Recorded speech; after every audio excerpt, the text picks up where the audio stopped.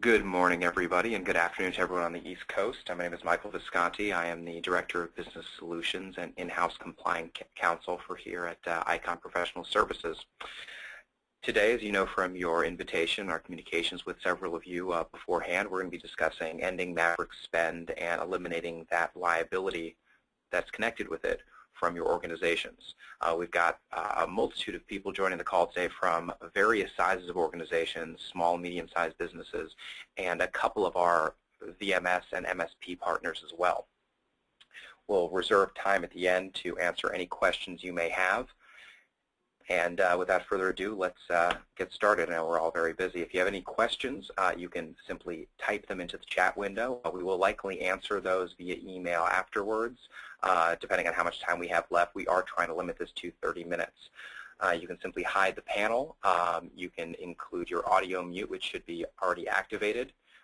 Feel free to send me any questions or simply click the hand raise option if you'd like me to slow down or tackle anything individually. Here's my contact information should you want to contact me specifically regarding some aspect of your corporation's compliance program, lack thereof, or better adjusting your procurement spend with regards to balancing that with existing VMS or MSP systems or your internal processes. You're more than welcome to email me or contact me directly. My direct line is 650-378-4417. My email, mvisconti@gotoicon.com. Today we're going to break this down into two pieces. Both should last about 10 to 15 minutes and no longer. First, we're going to discuss how managers are currently going around the existing business practices and procedures at many small, medium, and large Fortune 500 companies to avoid both their legal departments, their HR departments, and procurement when it comes to getting whatever talent they deem most appropriate at whatever price they deem that they can get away with without actually raising any red flags. We call this the purchase order effect. It results in what we call shadow contractors. These are contractors, consultants, freelancers, or simply nameless, faceless purchase orders that go completely under the radar in many cases and are not included in any of your matrices or any of your analyses when it comes to balancing labor spend. Often you have a good handle on payroll, payrollees, W-2 employees. Often your temp employees, those that are either sourced in-house or sourced through a staffing agency, are often well documented. But often what happens is these shadow contractors who are engaged through purchase orders go completely without notice, and we'll discuss later many of the issues that come into play. How with regards to HR, who would normally be concerned with not only the quality but in compliance, how they skirt HR completely, and legal, most importantly concerned with large class actions and regulatory compliance, particularly the IRS, Department of Labor, and state agencies, how it avoids them entirely. But most important, and the focus of this will be procurement and how the increase in spend goes completely unaccounted for until you're actually getting your line items and realizing that your spend on labor, or even at that point, whether it's a service, a product, or labor, is completely unknown, and how to actually get the reins on that and eliminate managers from going around the system. When it comes to spend visibility, we like to use the motto that you can't control what you can't see. When managers use these purchase orders, there is absolutely no way to tell who's being brought on board, what the scope of their work is, whether that could be better allocated to existing employees, to temporary workers, to payrolled contractors, or to true independent contractors. Ideally, and we'll discuss sort of the dream scenario, which is getting every one of these employees into one single bucket under one umbrella for procurement to better allocate them depending on productivity, depending on changes in the economy, depending on increases in demand for your company's products or services. We're also going to discuss how, when you do implement a program like this, you want it to be at low or zero cost, and we'll discuss actually how to get a zero-cost compliance program that does increase spend visibility, and how it can be done so with the most minimal amount of effort and effortlessly integrated into either your existing in-house system of labor management or VMS or MSP systems that you already have in place. One of the things that ICON prides itself on is very effective and proven partnering with the largest MSP and VMS providers that we have here in the United States and abroad. Second part of this is going to discuss the risk reward and the return on your investment. This is really the crux of procurement and what they are most concerned about.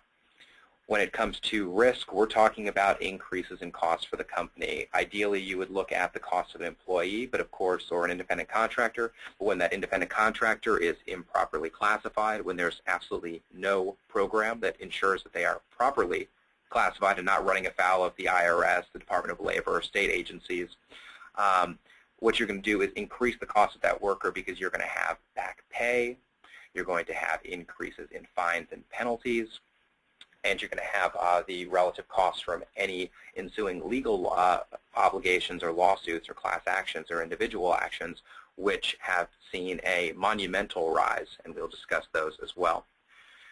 We're also going to discuss the economic trends, particularly the job report numbers that have come out in the last quarter, how the economic trends have continued during this time of relative economic recovery, although it is kind of a fluctuating, and we've seen that from the February jobs numbers with exceeded expectations compared to last month's job report, which came out on Friday, which was lower than expectations. Regardless, how when it comes to independent contractors or managing your workforce, often it is incredibly cost effective not to cement the costs of full-time W-2 payrolled employees when it comes to adjusting and being flexible with these ebbs and flows of the economy.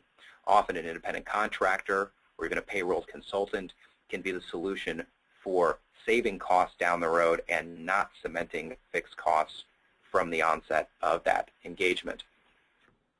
We're also going to discuss very quickly in no uncertain terms how using independent contractors, how using payroll contractors can produce a visible cost saving. It's cost savings you can actually show on the executive level saves 15 to 30% off a W-2 payrolled employee, full-time employee, of the same or even a lower salary per year, or even the identical hourly wage.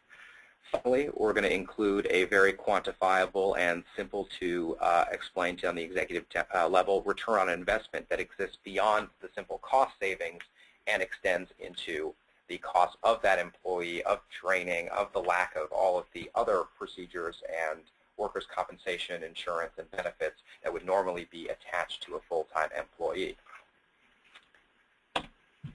Finally, if we have enough time, we're going to include a question and answer session. Often in the past, we have had a wealth of emailed questions, and if you do send those over, we will make sure to answer them all in the next 24 hours, as we tend to do, and we pride ourselves on doing for most of our clients as well as our prospective customers. First of all, let's talk about shadow contractors. As I alluded to them in the initial part of the agenda, what they're using is purchase orders to simply avoid procurement. Often these have a simple service listed on them. They will often list a product. Whatever they do, they are not alerting anyone in HR, legal, or procurement that the purchase order is attributable to a single consultant, freelancer, contractor, whatever you call them. They all fall into the same bucket, and they all fall victim to the same fines, penalties, regulatory obligations, and increased costs when it comes to misclassifying them. Not only are we talking about independent contractor versus employee misclassification, we're talking about exempt versus non-exempt misclassifications, which I will discuss later. We have recently been brought in for many of our clients on these issues. Some of them, as you will see, are facing not only competitors being burdened with sizable lawsuits, particularly in the exempt versus non-exempt field, but in misclassification lawsuits and class actions. As we all know, many of us are involved in sales in some way or another. Many people involved in procurement one way or another. As we'll see with a lot of these managers and the individuals who they contract with, whether directly acquiring these consultants and freelancers or whether going through a specific agency, often that agency or contractor will take very good care of the manager, whether it's tickets to the latest game or baseball game that's going on, as we're all keeping a close eye on our teams across the country right now. That can be a very tempting proposition, as well as simply taking them out to dinner, taking care of them, sending baskets, what have you. It's a buddy system. These people go to them. They're not concerned with the cost because, frankly, they are not responsible for it. When they use purchase orders, you will see a sizable increase in what are being paid to consultants and contractors, considerably more than what would be applicable in a market scenario. Just today, both the New York Times covered this, but in their later sections, but the LA Times has it on their front page below the fold, and our local newspaper front page above the fold, how the latest initiative in California, which you may or may not have heard of, we have people from all across the country here, for high-speed rail initiative. Huge congressional insight is going to happen into this because they're noticing not only giant changes in how they're allocating the money, but they've specifically targeted contractors who are getting upwards $400 per hour for consulting services with absolutely no oversight. The consultants in question are not only advising on which individuals should be hired for various aspects of this incredibly expensive multi-billion-dollar project, but it turns out that many of these consultants, which were acquired through these shadow procedures, these nameless, faceless purchase orders, in fact worked for the companies which they are recommending. The real key here is get visibility into these people, find out what's being spent, mandate programs, and move on from the existing manual processes which are keeping them completely in the dark. What we've discovered with shadow contractors is there's 3 ways in the industry that you can try to prevent them. The first is prohibiting the type of purchase altogether with your business practices. As we've seen, often businesses have these rules in effect and clearly not being complied with by all the managers. Some of them simply subvert the system by avoiding it in more of a secretive fashion, while you've got others who flout the system very overtly.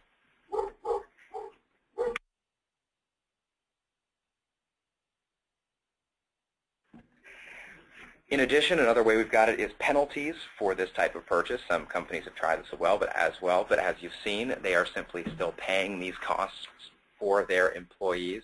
They're simply paying all this money towards their contractors and avoiding the system entirely. What we've discovered is the most effective way is the third one, which is an approval or check and balance system that is forcibly installed in the company, but with minimal invasiveness when it comes to onboarding and offboarding or existing MSPs or VMS systems. Simply having a checks and balances system through which all purchase orders go through prevents any of these from slipping through the cracks or avoiding procurement, HR, and legal entirely. The other issue is that even in systems where there is an implemented process, the problem is that human resources is much more concerned with things such as the value of the labor and compliance, while legal and in-house counsel, again, concerned with the risks of audits, the risk of regulations, the risk of task force that have become much more prevalent across the country. With procurement, as we'll discuss here, the real issue here is cost and how much money is being wasted by companies on these contractors through purchase orders that they have no control or visibility into. The effect of these purchase orders is fairly straightforward. You're losing economies of scale right off the bat. You can no longer negotiate for favorable pricing with single suppliers or 1 or 2 suppliers or even them against each other. This results in clear and concrete overspending. When these managers are going to their own contractors directly or going through their own preferred staffing agencies using purchase orders, this prevents procurement departments from having any power to leverage their hiring of contractors, whether independent contractors, temporary employees, or payroll W-2 contractors. Much more importantly, which often goes unnoticed by all 3 departments, is the issues with security breaches as a result of these Maverick spend and unknown purchase orders. When you are unaware of when the person is actually hired or engaged by these managers, you are also unaware of when they are let go or when their services are no longer needed. With a more traditional process, there is a straightforward offboarding. Without any sort of implemented system when it comes to these shadow contractors, Issues such as retaining company property, a laptop, or making sure that they're returning all access cards and they're taken out of the system also goes around HR, procurement, and legal.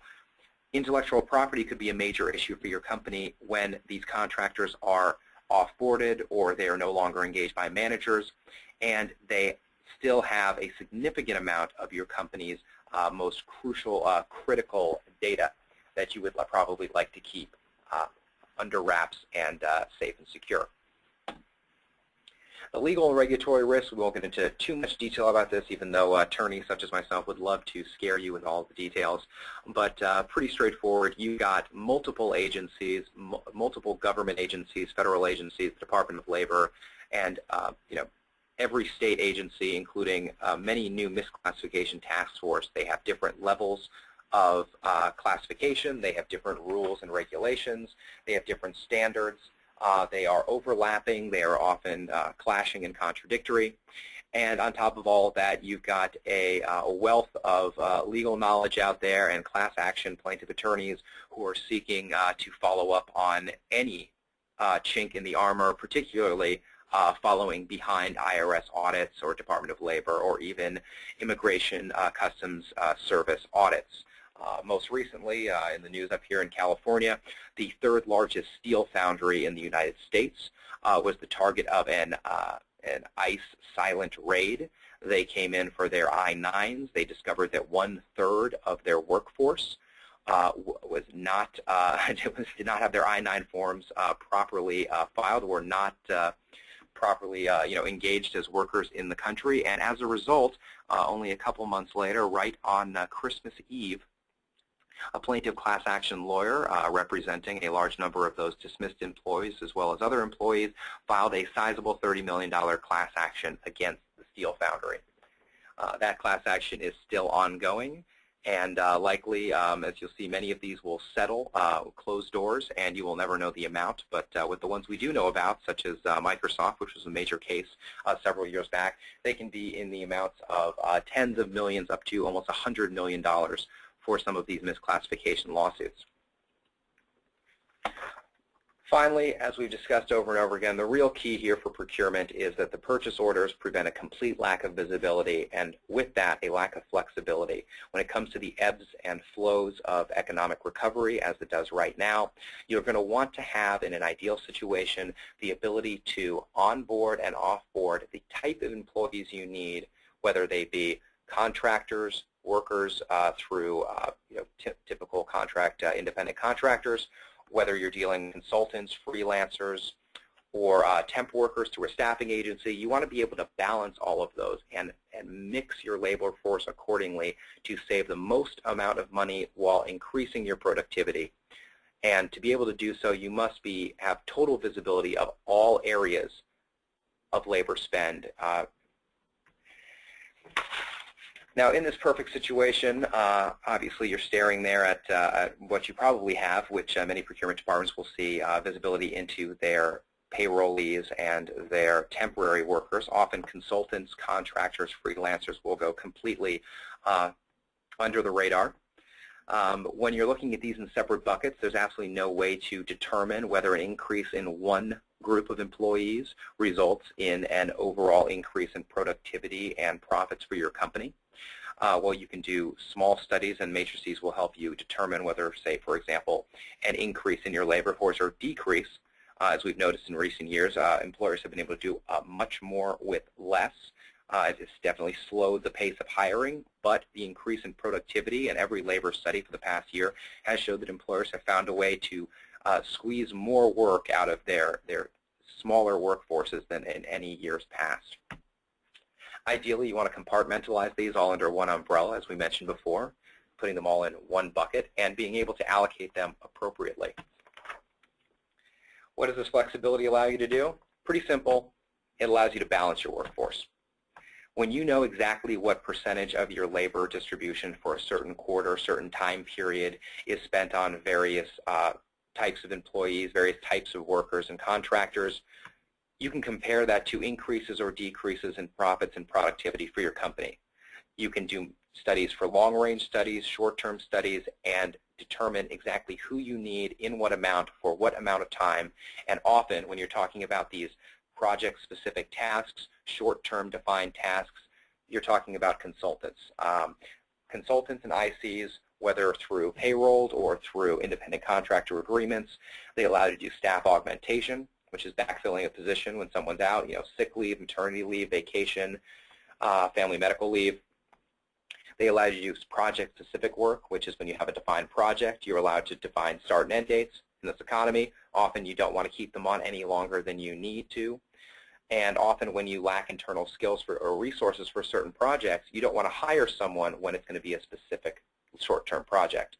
This also allows you generally to have workforce scalability, so you can expand and contract your workforce as the economy increases. This has been seen recently with seasonal industries, and we'll discuss that later, how industry leaders such as, for example, Home Depot and Lowe's, and in the insurance industry, Allstate, have used independent contractors and payroll contractors to bring on significant increases in their workforces despite not wanting to cement long-term costs. Obviously, when you're dealing with this, you want to find a way to do this in the lowest cost or no cost way possible. You also want it not to take time away from your managers or from your procurement, HR, or legal departments.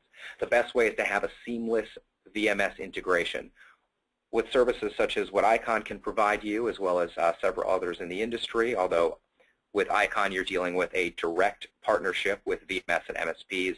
I think we've narrowed it down to about 10 lines of code when it comes to integrating with their existing systems and software.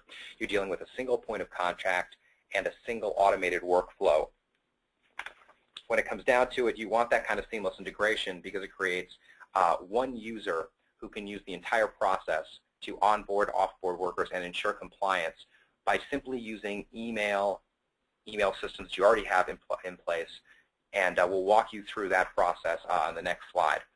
In addition, you're going to deal with the fact that you want unified governance when it comes to contacting or having your MSP contact someone for compliance services. Rather than dealing with different departments, siloed divisions, you want them to be able to come to one place for one answer, one simple solution, and they can do this all through, as we'll discuss shortly, an email process. Furthermore, what you want with the technology solution is you want these solutions to come very quickly. You don't want to take your internal processes, manual paper processes that take a very large, significant amount of time. But you also don't want to sacrifice, speed and convenience at the cost of going with one-size-fits-all solutions. As we'll discuss shortly with regards to certain major class actions that are going on right now, both Apple Computers and AT&T are dealing with major class actions whereby they were advised to simply incorporate their independent contractors, require them to sign up as LLCs, require them to sign these yellow dog contracts not to join unions. And by way of that, they were advised that they would be shielded from misclassification liability. As any of your HR or legal department managers can tell you, even with the simplest solutions in states and the federal government, there is no one factor that outweighs all others. Simply advising them to use these LLCs has landed them in lawsuits which could cost them upwards of $50 to $100 million at this point. Furthermore, though, industry norm classification results often result in about a 30–40% independent contractor classification. While this will save you quite a bit, what you'd like, though, is if someone falls into a gray area between a W-2 and independent contractor, and you can save a significant amount of money, upwards of 20 to 30% on classifying them as an independent contractor, if there is one or two minor changes in their contractor agreement or employment agreement that will confidently place them as an independent contractor and avoid misclassification risk, what you'd like to do is ideally be able to go that route. But many programs do not allow you to do that. They simply give you a yes or no. They do not go through the process, as we'll discuss shortly, to make sure that you can save money on these gray area independent contractors. Furthermore, you can deal with ongoing compliance support rather than a one-time solution. You want to ensure that all of your documentation is kept. These audits can go back upwards of 3 years. And what you want to deal with is the fact that in audits, as we'll discuss later, 1 in 4 companies will fail them. Often this is the result of a lack of documentation. As I mentioned earlier with that largest steel foundry here in California, they've lost 1/3 of their workforce. Part of this was a complete lack of documentation for these workers. However, a similar story with an Arizona dairy producer also had an ICE silent raid, an I-9 silent audit. They showed up at his dairy farm. He was alerted by his office manager via text while he was at a nearby dairymen's conference. But because they had implemented a very concrete documentation system 2 years earlier, they only lost a scant 4% of their workforce through this audit compared to 1/3. This gets us into why you want to have an audit defense file. When it comes to misclassification, what they're looking for is often the unprepared company, the company that does not have a wealth of data. As you'll see in many lawsuits, you'll see large companies simply dump mountains of documentation on smaller firms to prevent them from going forward with their lawsuits simply because of the sheer cost of culling through all of those documents. Same thing happens when it comes to with regards to audits by the IRS, the Department of Labor, and state agencies. As we all know, they're on short budgets. They're all trying to narrow their budget gaps as best as possible. However, when you're able to provide them immediately with massive audit defense files for each and every one of your workers, evidencing why those workers are properly classified, it'll do a lot and has been incredibly successful at dissuading them from continuing with their audit or lawsuit. This is one of the reasons why our company, ICON, is very proud of our 15-year history and a 15-year record of 100% audit defense successes. We attribute much of this to the fact that we have these ironclad audit defense files, and we highly recommend that companies make sure that procurement, HR, and legal coordinate and ensure that these are in place. Now, I said I'd walk you through this real quick, how this is done. I will show you this in about a minute because, frankly, it is going to be something that you will never have to deal with because it will be implemented effortlessly into your existing VMS software. First of all, you've got a hiring manager. These are the people who are previously going through shadow contracting and shadow and these nameless, faceless POs. They are required to put them through an online evaluation system. This is immediately sent to the IC Verify, which is our system of compliance. It incorporates and is constantly updated. It was worked on and produced with the help of KPMG and the labor law firm Littler Mendelson to go through the various steps and questions necessary for your various employees, workers, and contractors, depending on where they are, regardless of where they're located in the country. What they do is they send that over to the contractor or the prospective contractor. They complete the online evaluation, all simple, all through email, very quickly and done. They're given a preliminary scoring and recommendation. Like we mentioned before, many people take that preliminary scoring and their companies will either give you a yes or a no. With this, you've got either a yes for IC status, and that's a clear, unambiguous IC. What they'll do is require that contractor to submit all the necessary documents that will go into that audit defense file that we talked about that was so crucial. That defense file will be kept safe and secure, and remember, audits can date back 3 years, so it will be retained for longer than 3 years. That'll give you your final recommendation, goes immediately back to the hiring manager. Person is immediately onboarded without any of that added uncertainty or risk or lack of visibility when it comes to procurement departments. However, if they fail IC status, there is that, like you said, gray area. With ICON, we take that as a challenge to make sure that if we have the ability to make this person an independent contractor, we will do so with minor changes. We can do that. They'll submit their documents, go through the exact same process, same building of the defense file, same protection from audit 3 years down the road. If they can't, you're dealing with a final recommendation. That takes you to the possibility they need to be payrolled. The option here is that you likely want to keep them as a contractor. What you can do, however, is use ICON or any agent of record service or employer of record service to employ that individual as a W-2 payrolled contractor working for your company. Often this will take a bare minimum of about 1.85 days on average. And again, this is focused on your managers. We are your compliance manager, and obviously this is all done in the background. This does not need to be burdening procurement, your existing HR, or your legal or in-house counsel. Now we're getting into the money aspect of it with the risk reward and the return on investment. With the risk, as we've discussed a few times now, you're dealing with the enforcement landscape, which is incredibly significant these days. There has been a massive increase in government and private actions targeting misclassification of workers. We've seen information sharing agreements, coordination of law enforcement and audit efforts by state and government agencies, and as well as state attorney generals. We've also seen coordination directly between the IRS and the Department of Labor. This has all been a sizable increase in the last few years, and it has been partnering with the latest White House misclassification initiative. 13 states have already signed on to join that. And the White House has allocated millions of dollars towards this. Recently, misclassification initiatives in the budget have increased over $300 million. Class action lawsuits are also a significant rise in recent years, as we'll get into. We'll talk about the economic trends and recovery strategies, which you're dealing with, as we discussed with the latest February job numbers and March job numbers. Despite these increases seeming to be very modest in March, but exceeding expectations in February, over half of those were temporary or temporary workers, or in this case, contract workers, for short-term jobs and possibilities. The workforce planning studies by institutes such as YO or Manpower Initiative have also shown increases in the same economic recovery strategies, which is not to cement the costs of full-time employees and rather divert them using contract employees.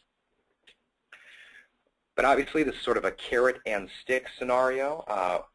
Just like the chicken and the egg, the question is always out there for procurement people, which is better, independent contractors or employees? Well, when it comes to independent contractors, engaging them comes down to the carrot, which is the clear cost savings compared to the aforementioned risk. When it comes down to it, you're talking about a 20 to 30% cost savings over a sourced full-time employee, and we will break that down for you in a very simple Excel spreadsheet, just simple cost breakdown between the two, and you can see that obvious savings. Furthermore, if you're doing them by an hourly rate, you can get a 15% increase. And all of that results in additions to your total return on investment when it comes to engaging independent contractors. So what we have is the most frightening of all the group here is the compliance efforts from the IRS. What you're dealing with is, in recent years, and this is about 2 years ago, they announced that they would be doing 2,000 audits a year, totaling 6,000 audits. We have no reason to suspect that after next year, 2013, they won't continue this process due to all of their recent successes. They've engaged in information sharing agreements with multiple states. 37 states in total have signed memoranda of understanding with either the IRS or the Department of Labor. And of course, the IRS and Department of Labor have also shared information as well. So you're dealing with this web of different organizations. They're leveraging their enforcement efforts. They're leveraging their audits and their employees, and they're allowing them to have a significant increase in audits every year since these plans and agreements have gone into effect. With regards to the states, as we mentioned before, there are a multitude of different standards, regulations, but individually they will attack companies specifically auditing unemployment insurance, workers' compensation, and using their information sharing agreements with the IRS and Department of Labor to target companies for state labor claims.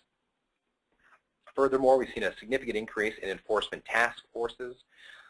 These have included not only civil but criminal penalties for companies and employers. And with regards to changes in the states, we've seen significant increases in legislation. 2011 alone, California had 22 new state employment laws on the books. For the Department of Labor, we saw their Plan, Prevent, Protect audits go into effect in 2010. They have seen a significant increase in recent years. The Department of Labor's budget was reduced last year. However, the amount of money spent on misclassification was increased. So it's clear the DOL, as well as the federal government as a whole, is sort of putting all of its eggs in one basket, and that basket would be the one that tends to get them the largest return, which is millions of dollars in fines and penalties through audits and enforcement efforts.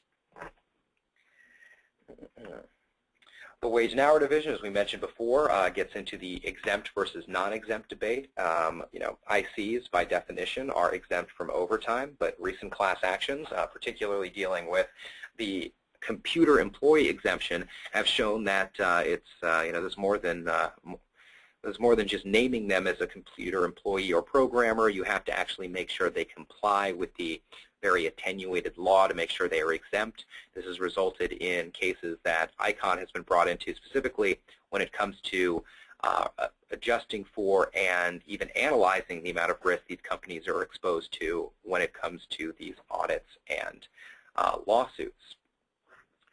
Finally, we've seen from the Office of Federal Contract Compliance an increase in compliance audits of about 40% in the last 3 years, as well as a blacklist of certain companies when they violate compliance laws.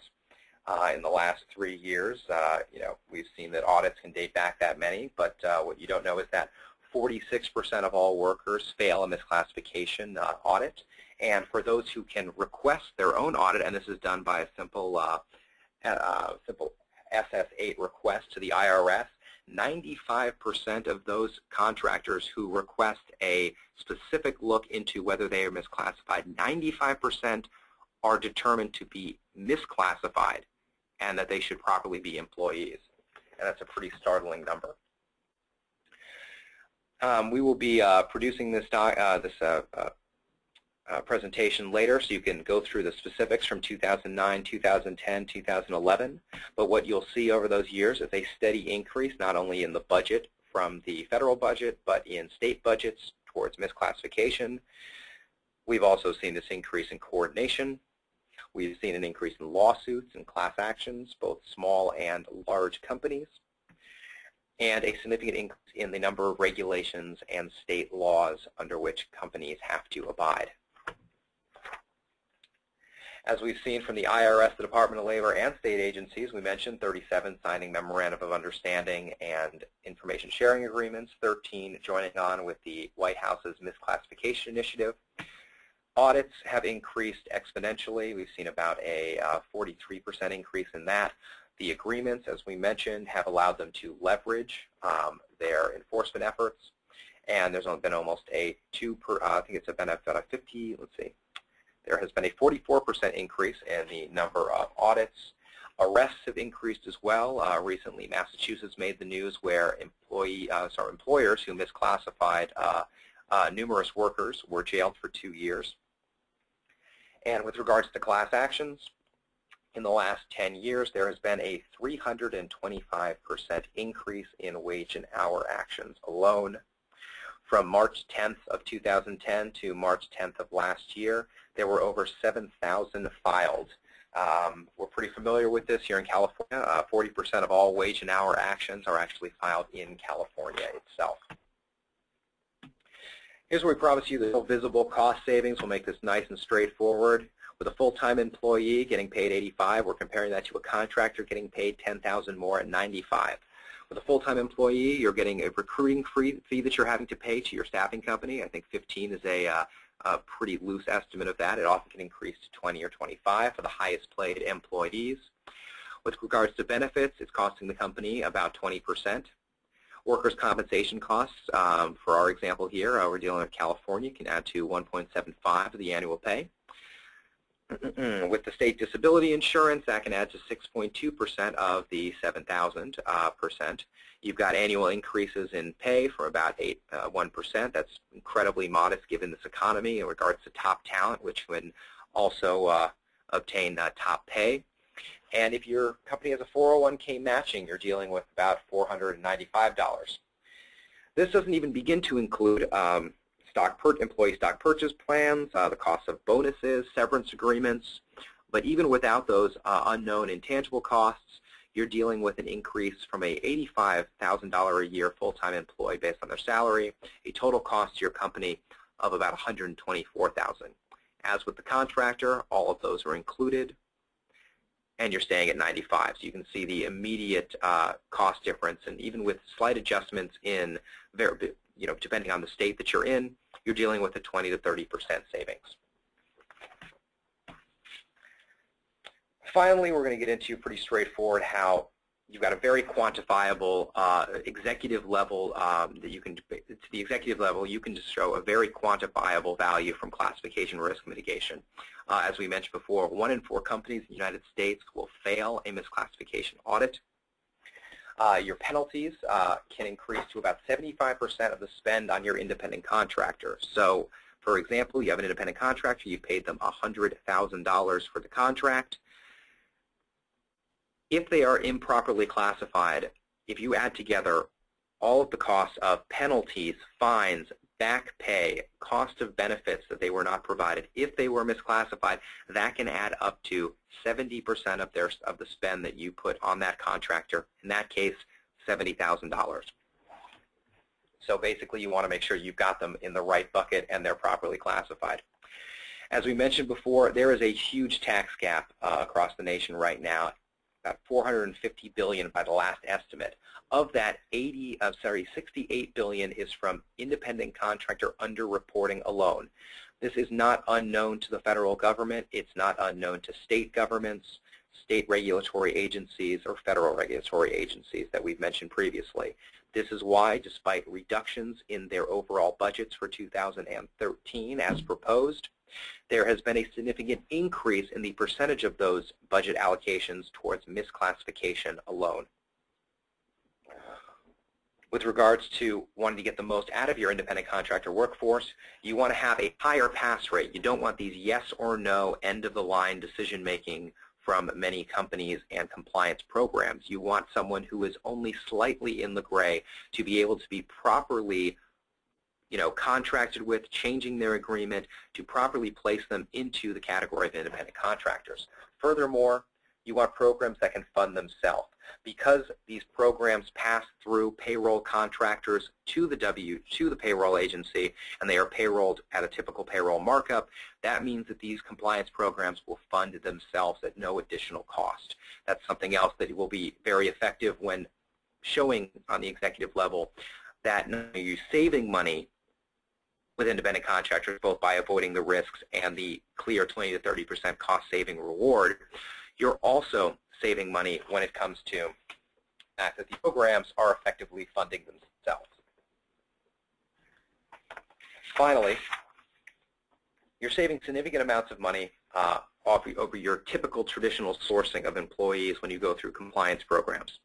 For example, their payroll markup and low markup. There are no conversion fees when it comes to the implemented programs, such as that through ICON. You've got no direct hire fees through programs like the one at ICON. And depending on the length of the separation from the client, you may also have background screening available, which, as we mentioned before, falls into the category of security when onboarding and offboarding these contractors.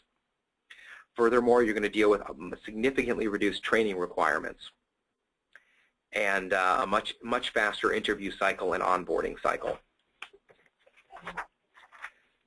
Tell you a little bit about ICON real quick before we close. ICON was founded in 1997. We're headquartered on the peninsula here in San Francisco Bay Area. We're north of the Silicon Valley, south of San Francisco by about 15 minutes. We've been here since 1997 with our headquarters here. We have clients in all 50 states across the country. We're a recognized leader with a 100% audit defense rate, as we mentioned before. Our clientele ranges small and medium businesses to Fortune 1,000 companies. And we've integrated our software seamlessly with leading MSP and VMS vendors throughout the nation and abroad. Finally, with